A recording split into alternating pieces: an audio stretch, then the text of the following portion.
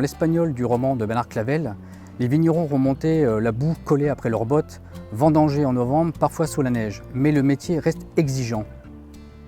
En effet, Christophe, le métier reste évidemment exigeant de par sa climatologie.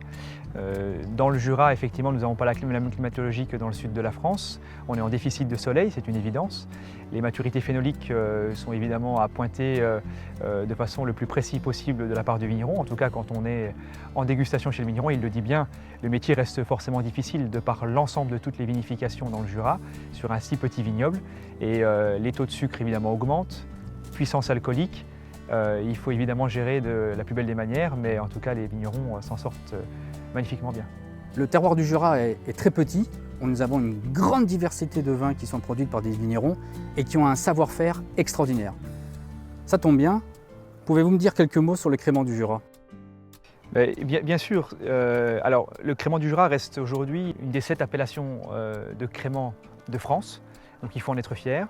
Il y a une montée en qualité évidente, et dans la qualité vinique et dans la qualité de vieillissement. Aujourd'hui, les vignerons y mettent sérieusement du cœur. La preuve, c'est que quelques appellations étaient de façon antécédente en version mousseux, et aujourd'hui on est en appellation crément. C'est que le gage de qualité est au rendez-vous.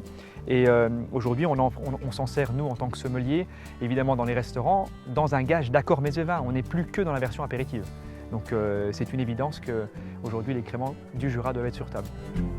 Philippe, quels sont les accords avec le crément du Jura ? Alors pour mettre une aussi belle appellation d'origine en avant, il est évident que sortie de l'apéritif, c'est toujours une belle mission pour nous. Aujourd'hui, avec notre chef, on a l'avantage d'avoir travaillé plutôt sur un esprit un peu plus frais, épicé. Et je vais vous dire quel est le plat, mais avant cela, il faut aussi faire toujours attention à quel type de crément nous dégustons.